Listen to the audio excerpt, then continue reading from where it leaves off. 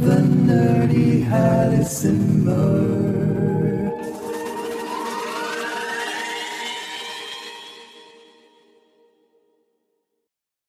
Hey you people, welcome to Tribhuvan International Airport, Kathmandu, the gateway to Nepal and the Himalayas. We are sitting in the SA315 Lama, and today we will fly to one of the most notorious airports, Heli Tenzing at Lukla, often rated the most dangerous airport in the world.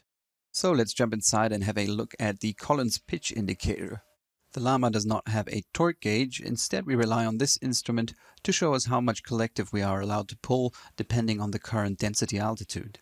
So in order to find out our power limit for this flight, we need two things. We need the elevation of our airport and we need the outside air temperature. Field elevation of Kathmandu is 4,390 feet and our current outside air temperature is 14 degrees.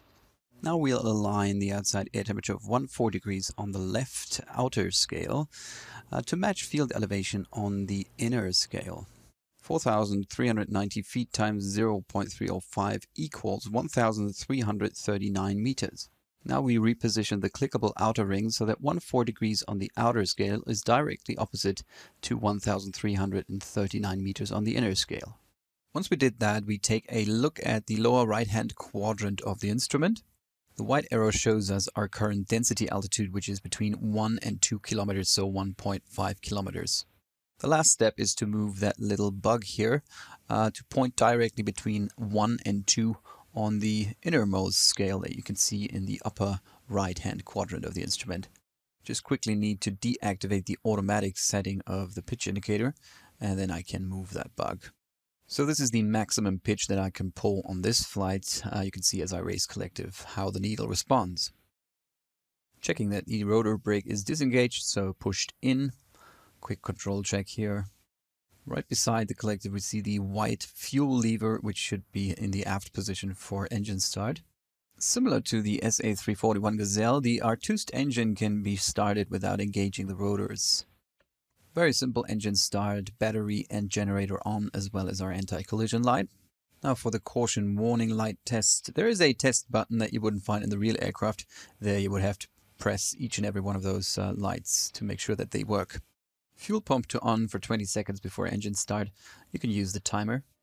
Before putting the ignition switch in the up or start position, just make sure that the fuel shut-off lever, the red one, on the pedestal is all the way forward and the white one, the fuel lever, is all the way aft. Alright, that's 20 seconds. I'm going to reset the timer. Fuel pumps remain on for the remainder of the flight. And starting engine.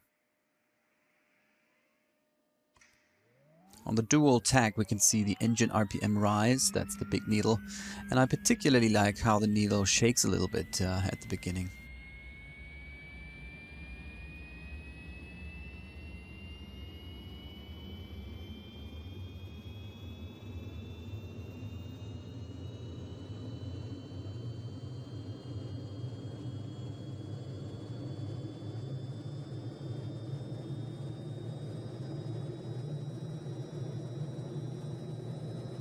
Once the engine has stabilized between 16,000 and 19,000 RPM, we will slowly advance the white fuel lever in order to engage the rotors.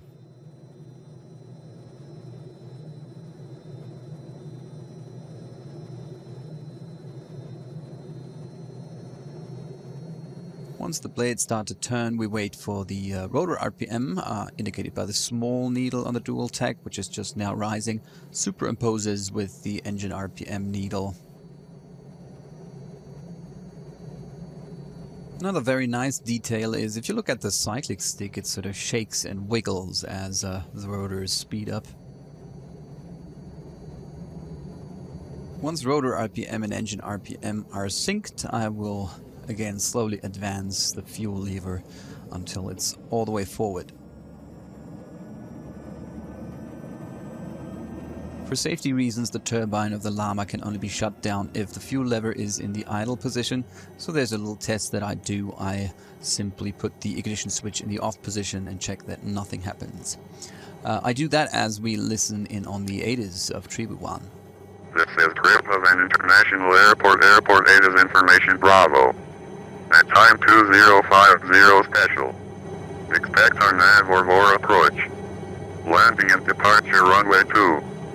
Surface land variable at 2 knots. Visibility 7 kilometers. To 1,500 feet. Temperature +14. Dew point +12. QNH 1017. Transition level 150. Transition altitude 13,500 feet. Advised aircraft type on first contact. Acknowledge information Bravo. Regarding our departure procedure, there are a few heli lanes to be used flying in and out of Kathmandu. You will find information on those in the supplement to the aerodrome information chart that you can download for free on the VATSIM Nepal server. I'm going to put a link into the description. We will fly along Canggu Kartike helicopter route, which is for outbound traffic due east, and it runs along certain waypoints that you will not find within the GPS database. So I created user waypoints for the different legs of the departure route by using the geographic coordinates that you'll find listed in the documentation. First waypoint, the village of Kageshori Manahari, then to Indrayani, then to Shanku, then over the Kartike Pass, and the final leg is Baluwapati, to be flown at 6,500 feet. Now, Lukla Airport, as some of you may know, is the gateway to the Mount Everest region. So that's the place everyone flies to if they want to hike around or take a look at Mount Everest or even want to climb up there. Lukla Airport has a very short runway of only 530 meters. It's also sloped uphill, which helps with the braking, of course. However, it terminates at a giant cliff wall, so there is no chance of going around once you've entered your final approach.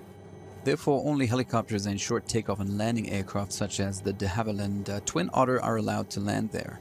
A helicopter ride is the more costly but also the more reliable way to get to Lukla, since it's not uncommon to get a last-minute cancellation of a fixed-wing flight due to bad weather at the airport.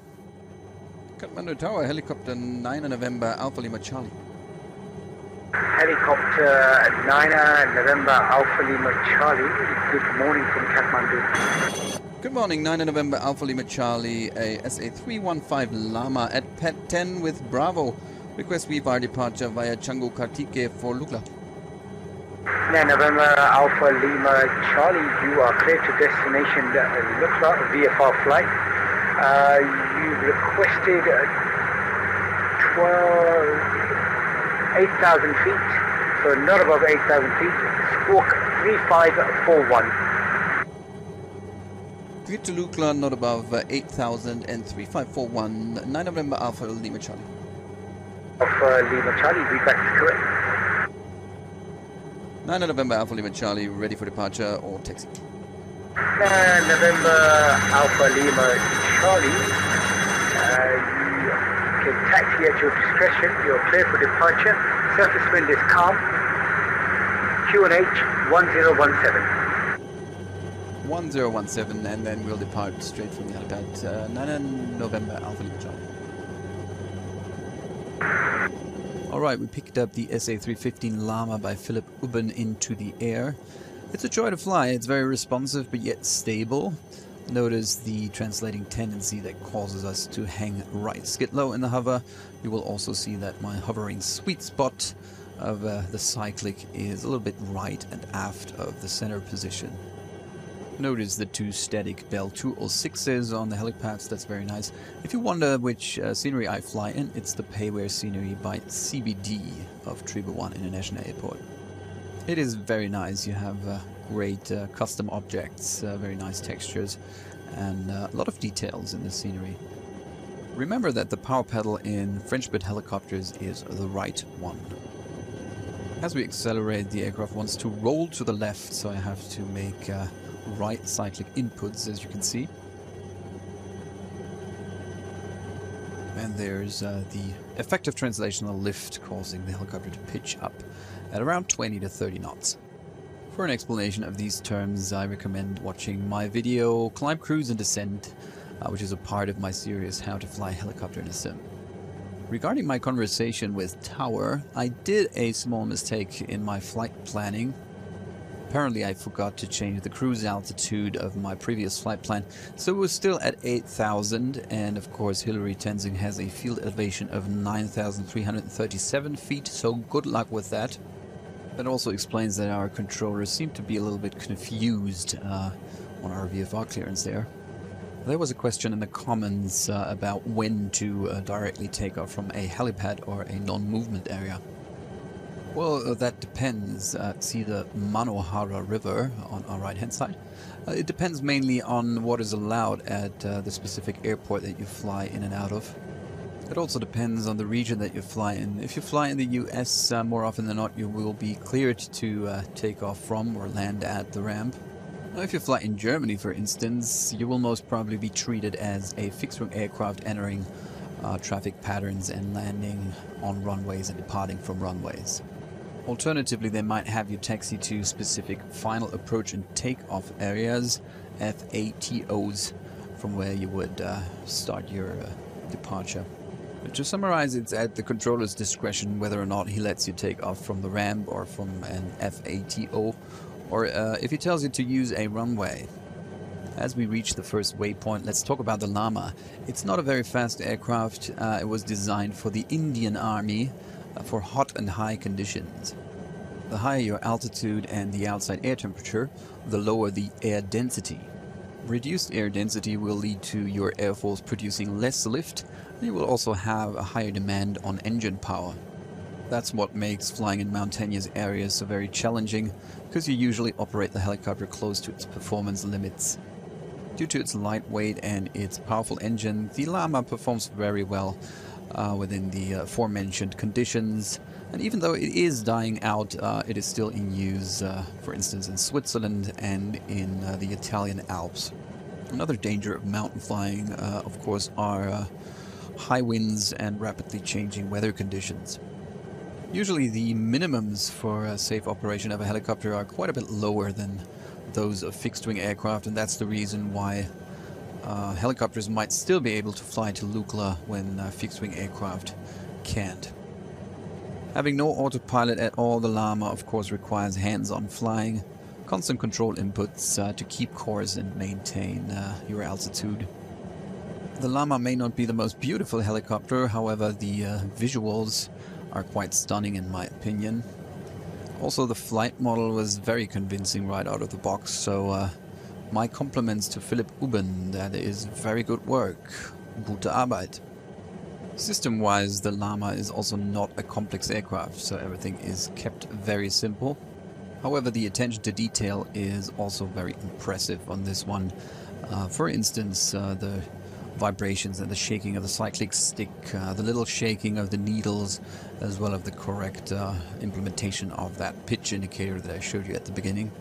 So if Philipp is working on another helicopter flight model for X-Plane, I for one would surely be looking forward to it.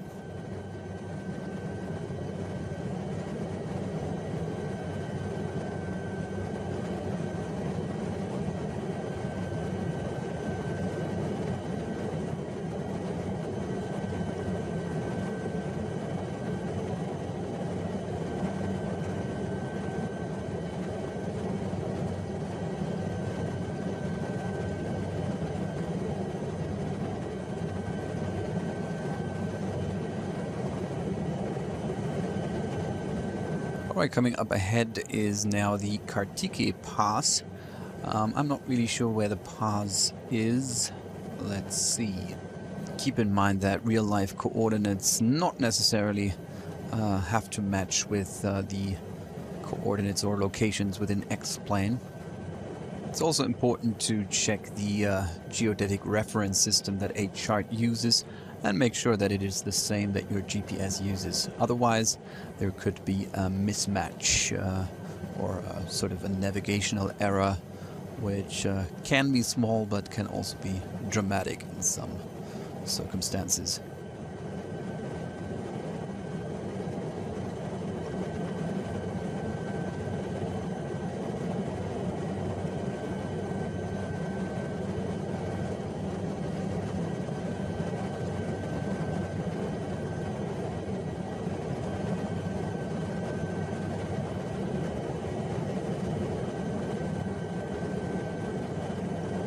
As you can see, we are at maximum initial altitude of 6,500 feet, which is indicated in the chart for the Canggu Kartike helicopter route, and we can see that it barely gets us over the mountains here.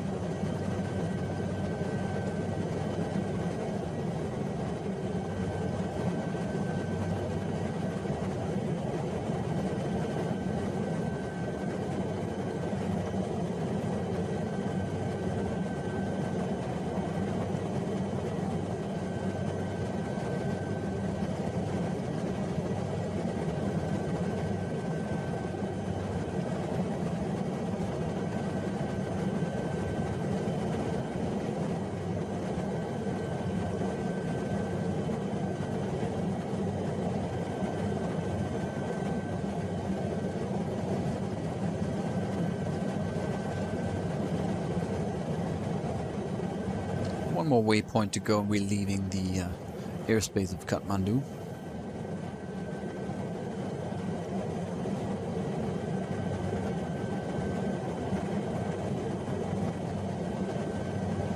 November Alpha Lima Charlie, my service terminated, leaving my airspace. You can now monitor Uniform 122.8. Thank you for flying with us. We hope to see you again. Enjoy your flight. Good morning. Thank you, and we'll monitor Unicom, November 9 and November Alpha Lima Charlie.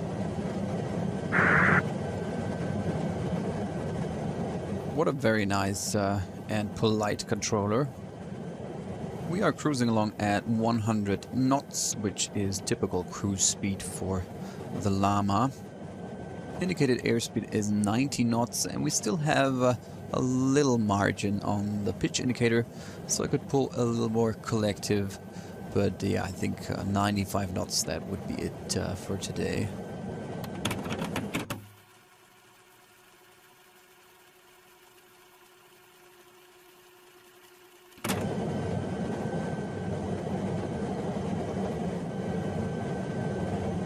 Alright, welcome back. Fast forwarded a little bit here. We are about 7 miles south of Lukla, flying up the valley here. As you can see, visibility has improved a lot. In real life, Lukla is a towered airport. However, today we're going to advise on Unicom. Of course, due to terrain, there is no traffic pattern at this airport. You will fly a straight-in approach. Your approach altitude should be 9,500. Now we will keep to the left of this valley. There is an aiming point pilots usually use on the flanks of the mountain up ahead. And from there we will turn on to final runway 06.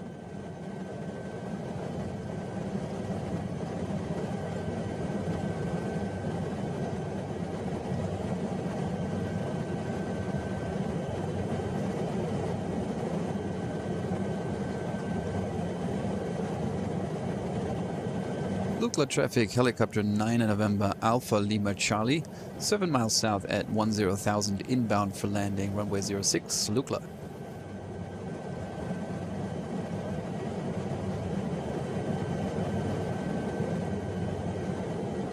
Oops, I veered off a little bit to the left here. Another thing that you need to be aware of if you fly in mountains is that it is very easy to lose reference to the horizon. Which means that you might think that you are flying straight and level, but in reality you are not. So keep an eye on that artificial horizon.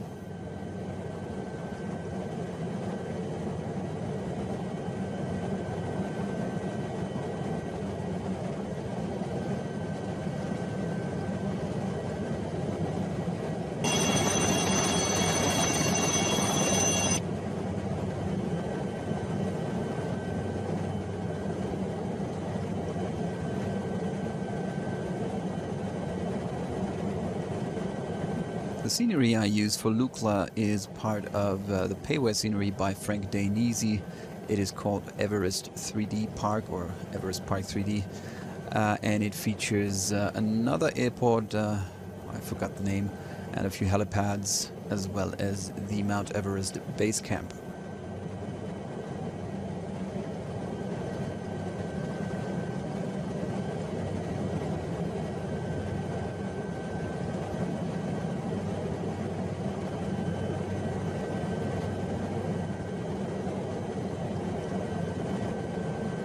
Climbing Mount Everest is rather expensive, and it is also very, very dangerous. A lot of people die each year trying to climb the summit, and they usually start out at the Everest base camp, where they would camp out for a few days, getting acclimatized to the high altitude. The hill to the left here is the aiming point for fixed-wing aircraft when they are on approach to Lukla. However, we are sort of cutting across here. The biggest danger for climbers, besides falling into crevasses or simply freezing to death, of course, is altitude sickness. At higher altitudes, the saturation of oxygen in the blood reduces rapidly, which in severe cases can lead to life-threatening hypoxia. Even though the human body can adapt to living at higher altitudes, this has its limits. And once you enter the so-called death zone above 8,000 meters, your body is basically shutting down. So that's the most dangerous part of the climb, of course. Now, altitude sickness is also a risk for unpressurized aircraft, such as our helicopter here, when it is flying too high, and that's the reason why when flying to the Everest base camp, pilots usually carry supplemental oxygen. Lukla traffic, helicopter 9 November Alpha Lima Charlie on final runway 06. Also, there have been numerous cases of ghost planes where pilots would either pass out because they didn't take any supplemental oxygen flying in high altitudes, or they would have problems with their cabin pressure. If you want to check out a case like this, read up on Helios flight 522. Me personally, I'm not that much of a climber. I do like mountains, I like to look at them, however I do not necessarily have to climb up them. On final runway 06, we will fly to the helicopter area, which is just to the left of the runway, sort of midfield.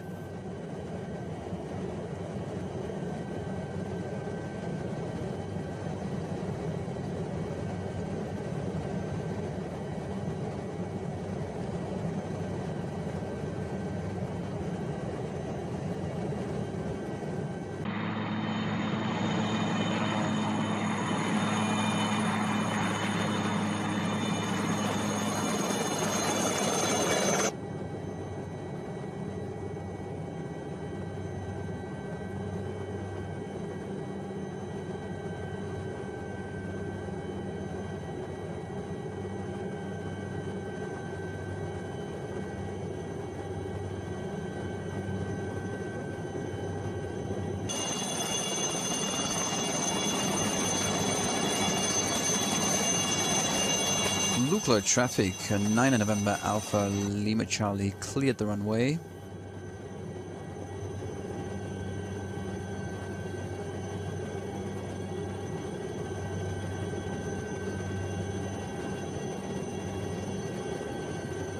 For touchdown, entering a stable hover with our right skid hanging a little bit low, and then slowly reduce the collective to make the aircraft settle down gently. A cyclic input with the Lama is rather precise, similar to the Gazelle or the AS50. So you should only do those control inputs that you really need. Other than that, you keep the cyclic still.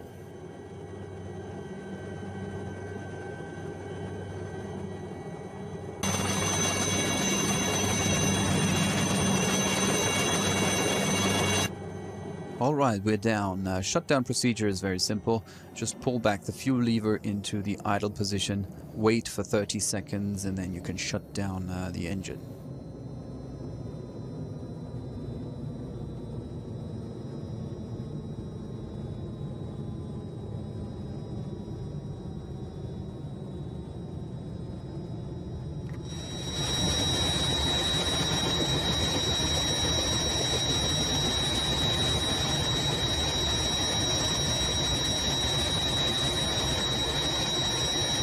Alright, we made it safely to Lukla from Kathmandu.